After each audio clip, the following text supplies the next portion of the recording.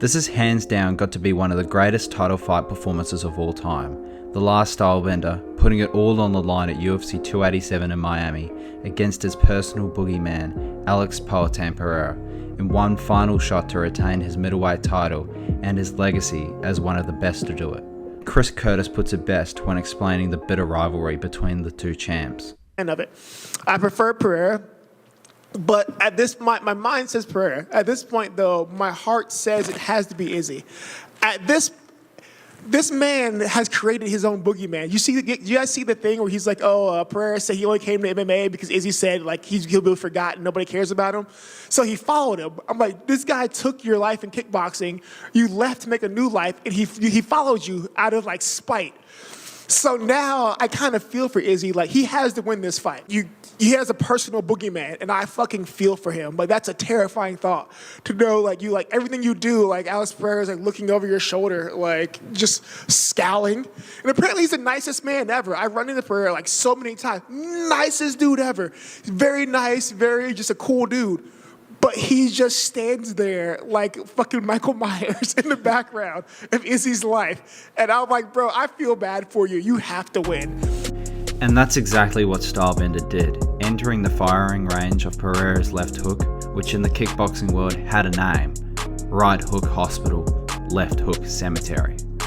But Izzy found an opening, learning from his last fight, and in spectacular fashion, knocking out his past nightmare like something out of a Rocky movie. In an image reminiscent of their second fight in kickboxing, where Alex ultimately got the better of the two. This second fight, I believe, is where the rivalry began, with Alex KOing Israel and mocking him in defeat. A short moment that we will refer to back later in this video sees Alex's son mimicking Stylebender knocked out. This would prove to just be another hurdle in Adesanya's career, as he will move on to MMA shortly after, where he would rapidly gain win after win until finally joining the UFC and beginning his historic title run. Percival has called a stop to this contest at 3 minutes, 37 seconds of round number 2. Declaring the winner by TKO, Israel, the last stylebender, Adesanya. I know there's a lot of pressure on you. You seem pretty immune to it. Me? No pressure. Pressure makes diamonds. You know what it is. Any idea who you'd like to share this octagon with next, and how soon would you like to get back in here? Well, you heard me. I said middleweights. I'm the new dog in the yard, and I just all over this cage.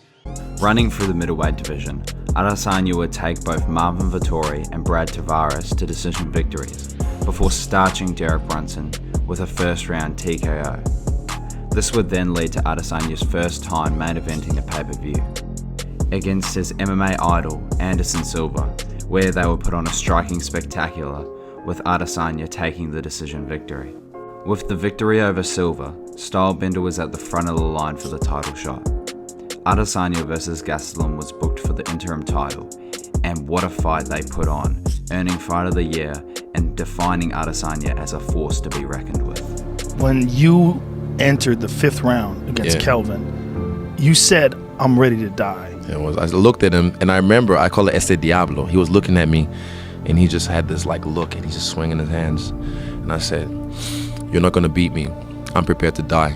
And I meant that, man. I swear to God on my life, I meant that. I'm even getting goosebumps. See that? I'm getting goosebumps too. Like, I meant that shit, because I was like, look, ooh. And I signed my death warrant right there. I was like, look, if this is how I die, this is how I die.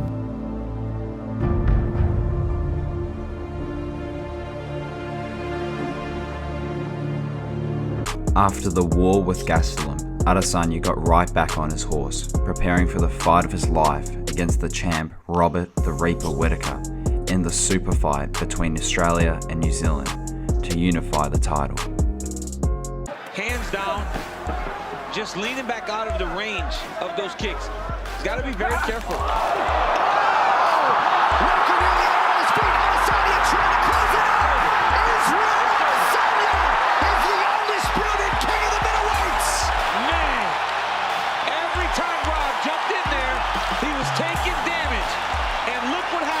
Went in there again, caught that right hook counter again by Adesanya. He landed it over and over again. Less than years into his UFC career, Israel Adesanya is what he knew and thought he was, the best middleweight on planet Earth. Incredible. Just a fantastic performance by Adesanya. Picking his spots, knowing exactly when to attack, when to counter. Israel will begin his title reign, defending the title against Yoel Romero and Paulo Costa, two monsters of the division, before attempting to become double champ against the then light heavyweight champion, Jan Blachowicz, where Izzy's smaller stature was exposed, coming into the fight 5 pounds underweight. This allowed Adesanya to get easily taken down in the later rounds of the fight, and therefore losing a decision to Jan Blachowicz. Adesanya would then move back down to the middleweight division, defending his title against Marvin Vettori for a second time, Robert Whittaker for a second time, and Jared Cannonier on International Fight Week, where we saw a familiar face.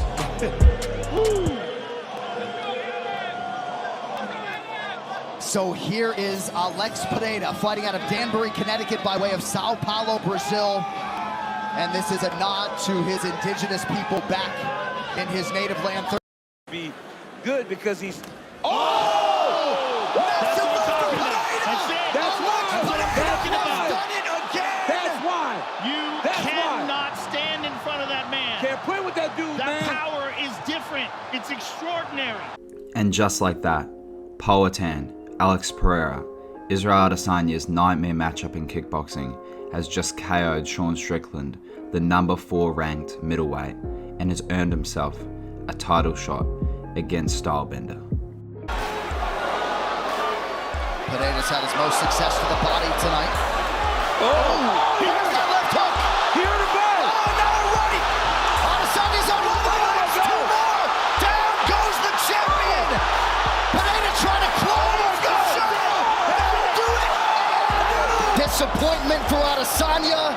A new world champion. Bro. This was a truly crushing loss. Even though Adesanya was in good spirits after the fight, we all knew, underneath, this one really hurt.